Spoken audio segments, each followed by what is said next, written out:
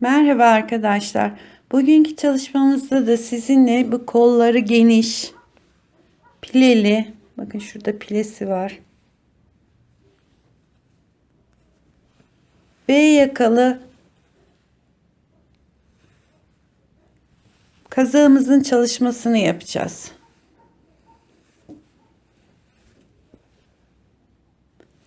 Şimdi benim buna kullandığım ip ihraç fazlası bir ipti. Tabii bunu bulmanız çok kolay değil. Yani 9 numarayla ördüm. 9 numarayla örülebilecek iplerden yapabilirsiniz. Veya 5 numara 6 numara bazen de öyle kullanıyorum çünkü. 5-6 numaraya uygun yumuşak bir ipe angora ipinden 1 veya 2 kat kullanıp hafif de tüylü oluyor örünce. 9 numarayla o şekilde de örebilirsiniz. Kazağımız bu arkadaşlar.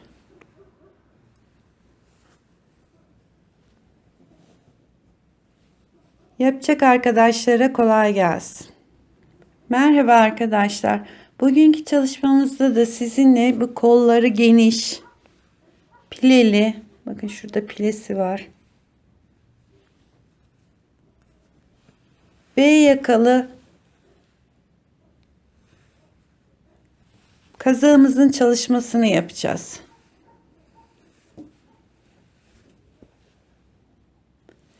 Şimdi benim buna kullandığım ip ihraç fazlası bir ipti. Tabii bunu bulmanız çok kolay değil. Yani 9 numarayla ördüm. 9 numarayla örülebilecek iplerden yapabilirsiniz. Veya 5 numara 6 numara bazen de öyle kullanıyorum çünkü. 5-6 numaraya uygun yumuşak bir ipe angora ipinden 1 veya 2 kat kullanıp hafif de tüylü oluyor örünce. 9 numarayla o şekilde de örebilirsiniz. Kazağımız bu arkadaşlar.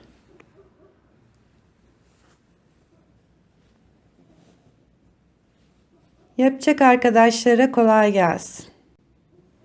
Merhaba arkadaşlar. Bugünkü çalışmamızda da sizinle dümdüz ama kolları bol bir bluz çalışması yapacağız. Kazak çalışması yapacağız daha doğrusu. İpim böyle bir ip. Kalınca bir ip. Tabii bu ihraç fazlası olduğu için bulmanız biraz zor. Yani 9 numarayla örülecek herhangi bir iplen yapabilirsiniz. Ben 9 ile öreceğim. Şiş numaram 9. Şimdi dümdüz olduğu için ben başladım. Koltuk yerine kadar geldim.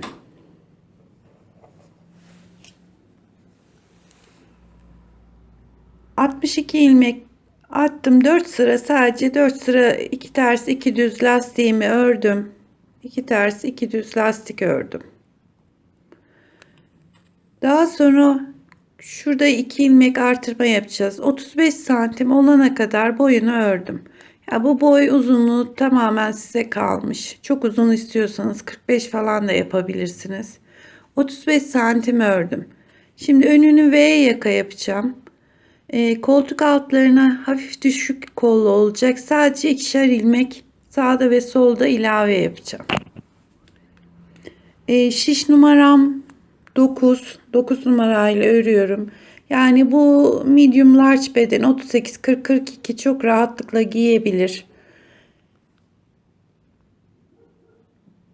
İsteyen sıfır yapacaksa buradaki aradaki sayıyı yaka olarak yapabilir. Ben V yaka tercih ettim. Şimdi önce kolumuza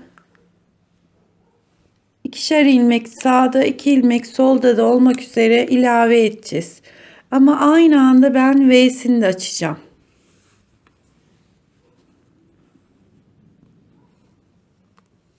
Şimdi şu 2 ilmeğin arasına girdim. Bir takıyorum. Taktığım ilmeğin tekrar arasına girdim. 2. 2 ilmek artırdım. Şimdi bu 2 ilmekten sonra 31 62'nin yarısı 31 32 33 33 ilmek örüyorum. 3 4 5 6 7 8 9 10, 11,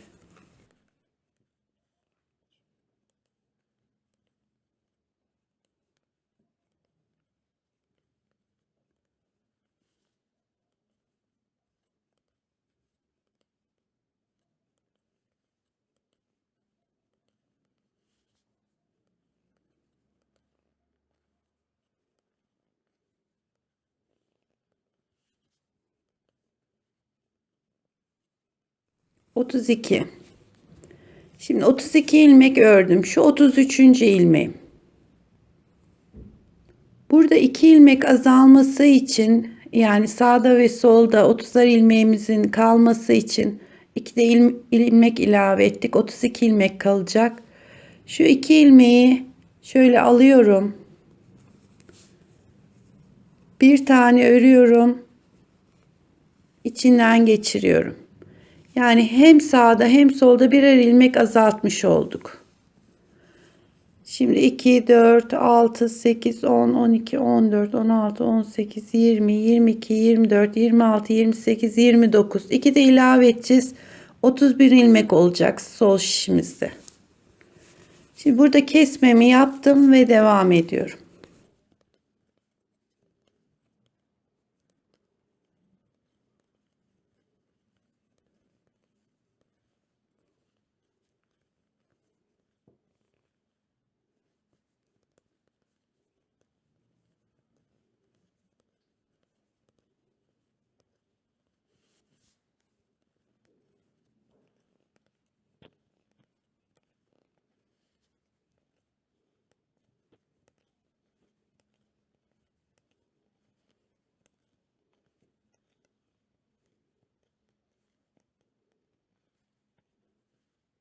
Evet, sıranın başına geldiğimiz zaman burada da 2 ilmek artırıyoruz.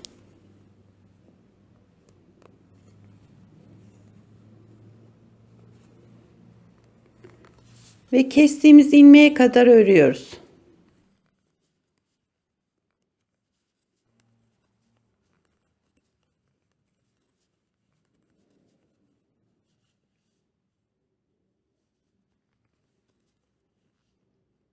Bakın şu kestiğimiz ilmek. Onu örüyorum.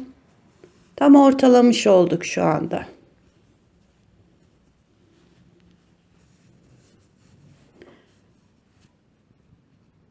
İki, 4, 6, 8, 10, 12, 14, 16, 18, 20, 22, 24, 26, 28, 30, 32 tane ilmeğimiz sağ şişimizde, 32 ilmeğimiz sol şişimizde.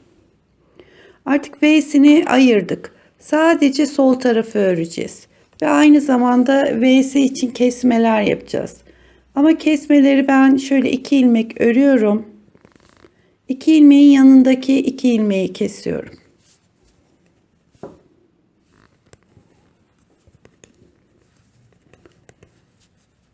Kol tarafında hiçbir şey yapmayacağız. Kol boyumuz olana kadar o kısım dümdüz devam edecek.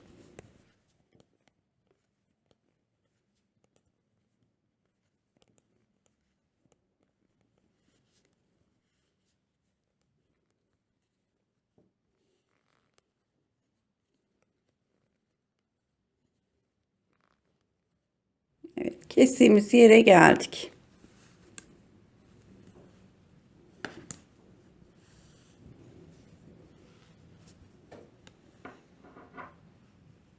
Şimdi bir tane tam ortada kesmiştik. İkinci kesmemizi yaptık. Şimdi üçüncü kesmemizi yapıyoruz.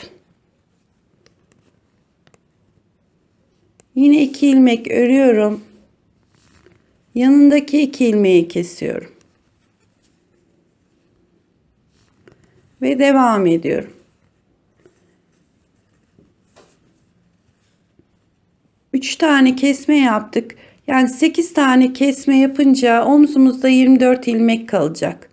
24 ilmek kalana kadar kesmeye devam ediyoruz. Her ön yüzde bir her ön yüzde bir tane kesiyoruz. Omzumuzda 24 ilmek kalacak. 24 ilmek kaldıktan sonra artık şu kol boyu olana kadar dümdüz devam edeceğiz. Şimdi tam ortada ilmeğimizi ayırdık. Bir sağdan bir soldan alarak. Daha sonra da 8 kere kesme yaptım. Toplam 24 ilmek kaldı şimdi. Bakın şu kol yerini belli etmek için 2 ilmek artırmıştık. Şimdi şu kol boyumuz olana kadar artık hiç kesme yapmadan dümdüz çıkacağım. Kol boyu da yaklaşık bir 19 santim kadar, yani şu kısmı 19 santim, 18-19 santim olana kadar öreceğim. Artık hiçbir şey yapmadan dümdüz örüyorum.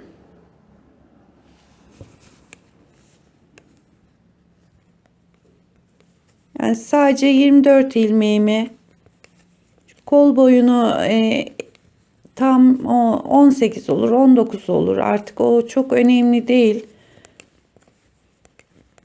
Olana kadar bu şekilde hiç kesme yapmadan devam ediyorum.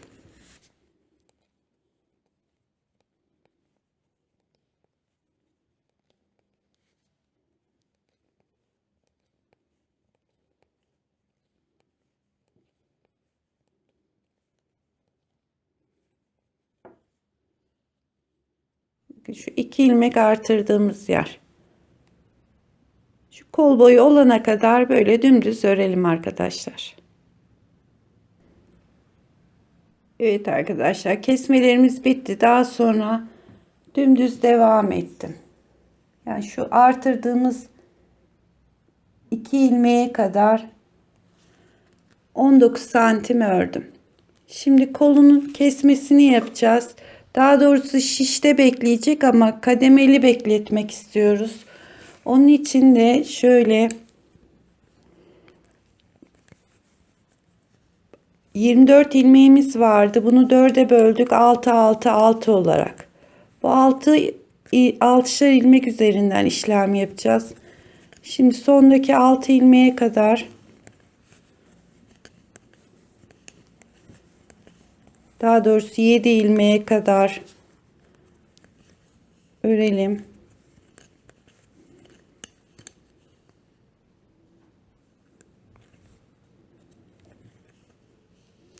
İki, 4, 6, 7. Bu başta 5 ilmeğimiz kalacak. 6 ilmeğin bir tanesini keseceğiz. 5 ilmeğimiz kalacak. Bir tane kestim. Geri dönüyorum. Diğer 5 ilmeği hiç ellemedim.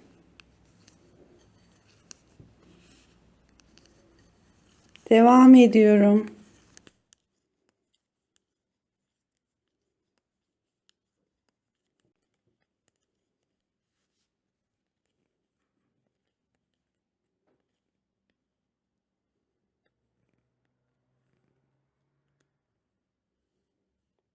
İki, 4, 5. Şimdi burada da 5 ilmeğimiz kalacak. Onun için şöyle 2 ilmeği geri alıyorum. Bu 2 ilmeği kesiyorum.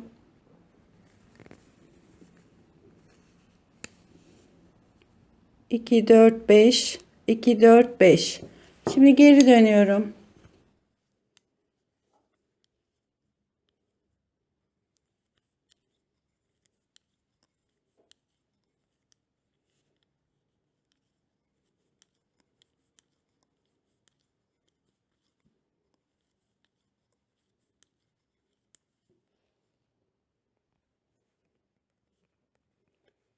Tekrar 5 ilmek bırakacağız. Yani 7 ilmek kalana kadar.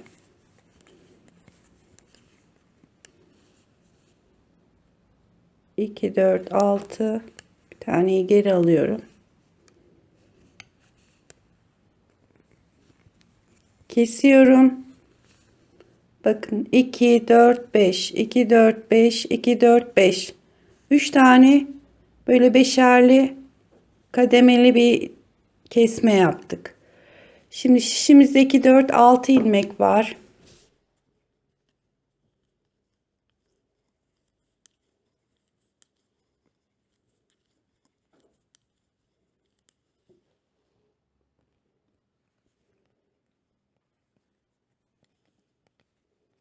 Bu 6 ilmeğimizi de Şu son 2 tanesini keserek 5'e indirdim.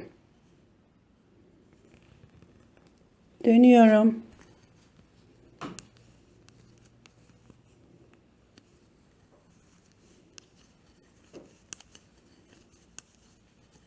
5.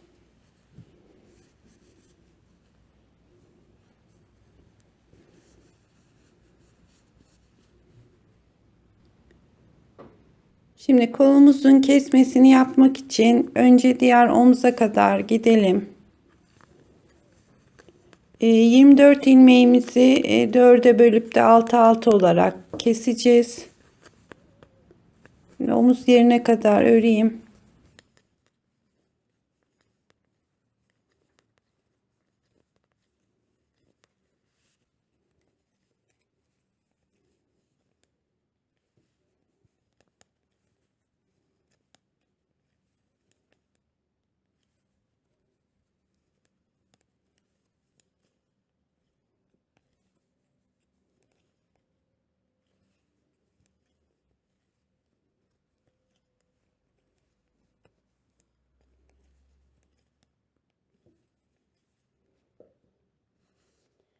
Şimdi omzumuzda 24 ilmeği ister 3 kere de kesin, ister 4 kere de kesin. Ben biraz kademeli olarak çıksın diye 4 kere de keseceğim. İlk 6 ilmeği kesiyorum.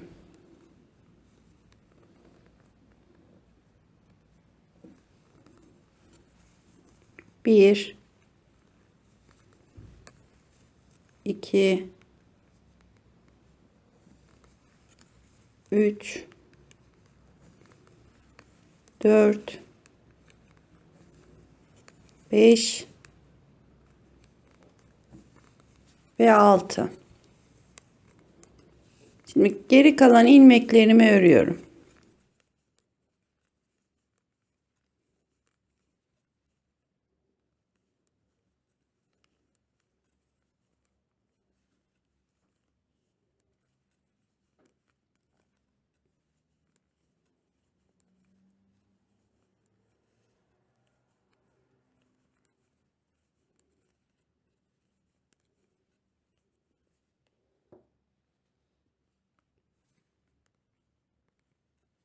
Tekrar omuz başına doğru örüyorum.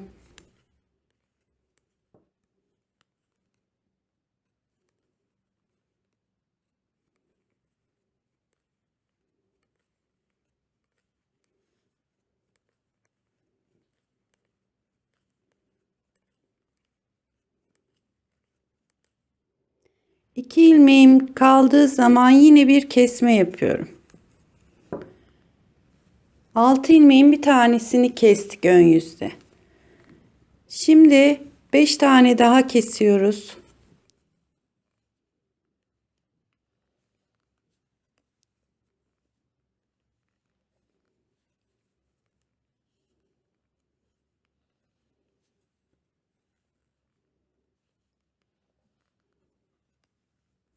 Beş. Kalan 12 ilmeğimi örüyorum.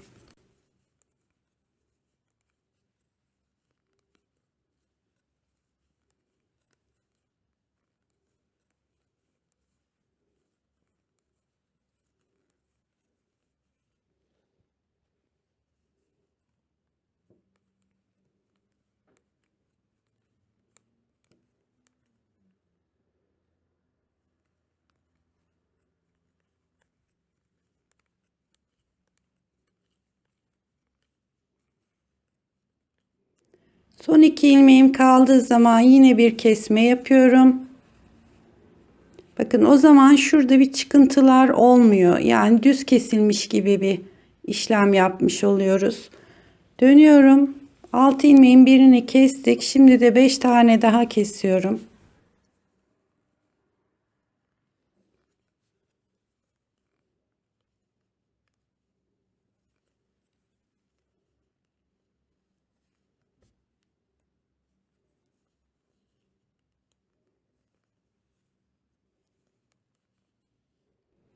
Altı ilmeğimiz kaldı şişimizde.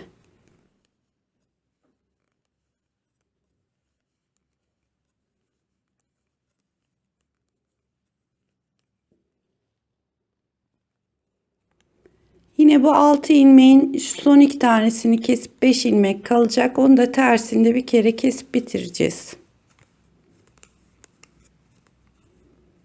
Şu 2 ilmeği kesiyorum ve geri dönüyorum. Kalan 5 ilmeğimi kesiyorum.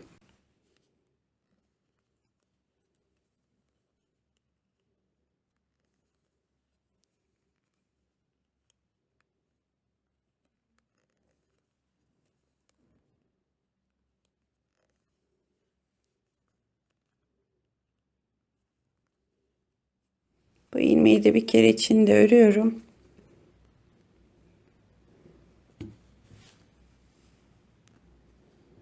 Şimdi bu önlerde hep ben bir dikiş payını bırakıyorum ki daha sonradan tekrar ip bağlamayalım diye. Arkada bırakmanıza gerek yok.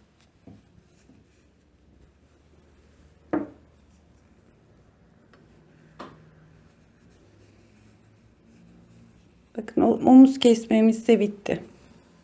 Şu kol önümüz. Şimdi ipimizi diğer önü yapmak için şuraya bağlıyoruz. Ben şöyle bir sabitleyeyim ipimi.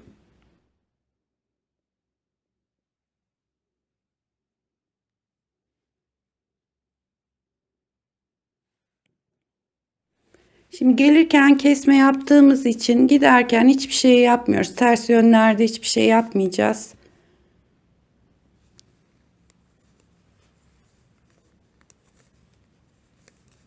İki ilmeğimizi de artırmıştık zaten.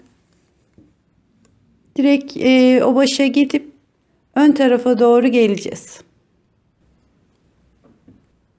Şimdi kol tarafına gittik, yakaya doğru geliyoruz. Kesmelerimizi hep ön yüzde yapacağız. Aynı diğer yakada yaptığımız gibi 2 ilmek bırakacağız. 2 4. Şimdi 4 ilmeğimiz kaldığı zaman bu sefer de sağ tarafa doğru kesme yapacağız. Diğerini sola kesmiştik. Bu kesmelerimiz de sağa doğru.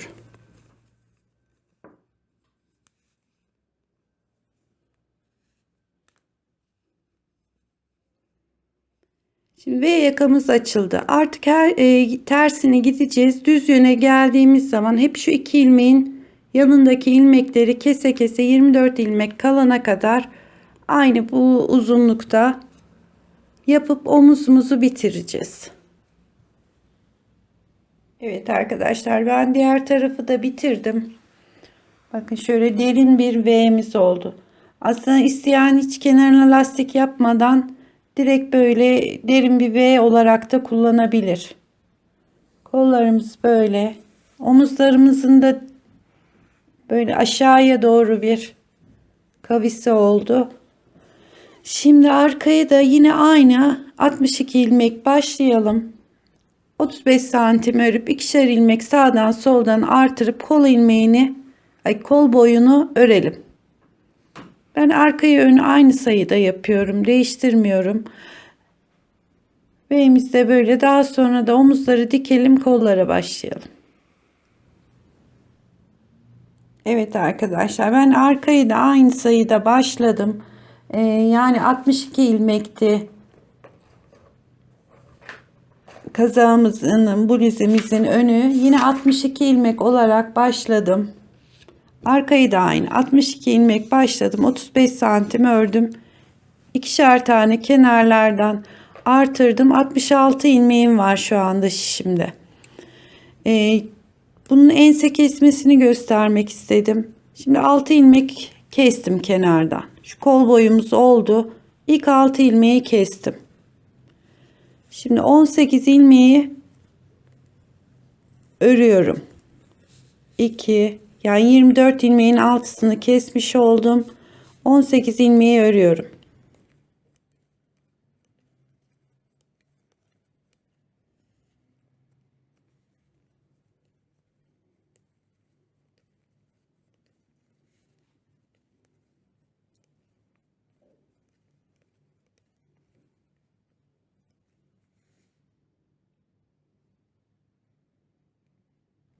18. Yakanın ense tarafına hiç geçmeden geri dönüyorum.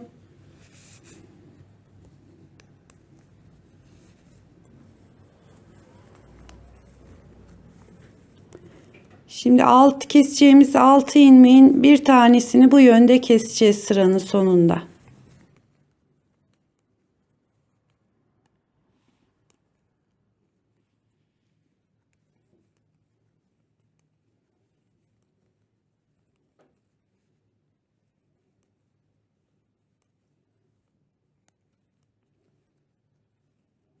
Evet, 2 ilmeğimiz kaldı. O ikisini bir kesiyoruz. Şimdi dönüyorum. 5 ilmek keseceğim. 6 tane ilmeğin birini kestik. 5 ilmek kesiyorum. 1 2 3 4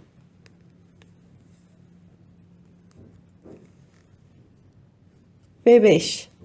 Şimdi 12 ilmek olarak örüyorum. 12 ilmeğim kaldı enseye kadar.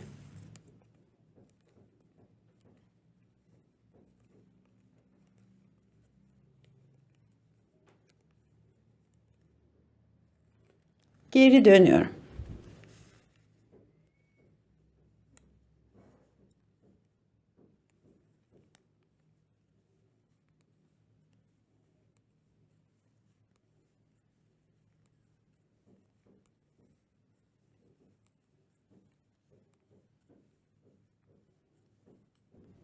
İki ilmeğimiz kalınca 2 ilmeği birlikte alıyoruz.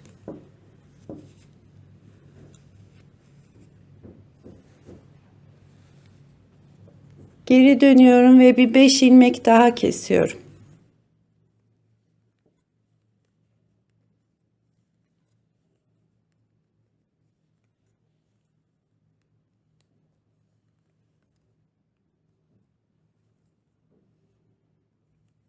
Ve sadece 6 ilmeğimiz kaldı.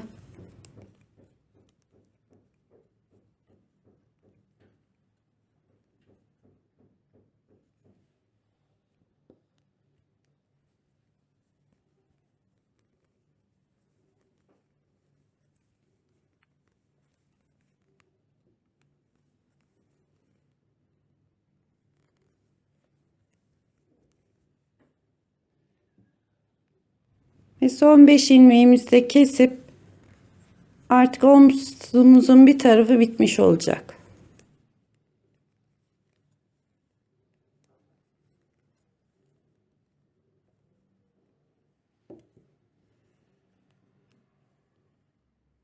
Bakın omzumuz şöyle yukarı doğru, yakaya doğru kavisli bir şekilde kesilmiş oldu. Şimdi isteyen burada ipini koparıp tekrar aşağıya bağlayabilir. Ama ben hiç koparmadan iniyorum. Hatta tığla inişi göstereyim. Belki şişle inmek zor olabilir. Ve şu kenarından ipimi yürütüyorum aşağıya kadar.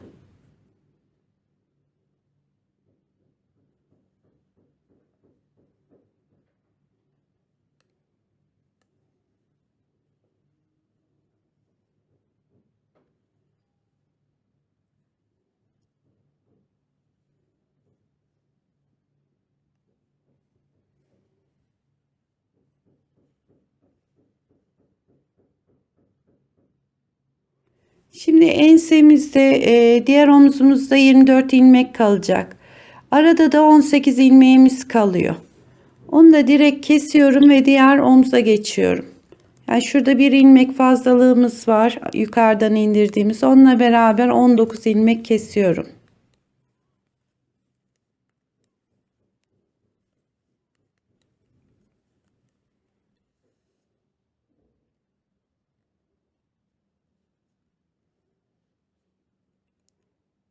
Evet, 24 ilmeğimiz kaldığı zaman diğer omuz başına kadar gidiyoruz. Ve aynı şekilde 6 6 6 olarak ayırıp 4 kere de omuz kesmesini bitiriyoruz.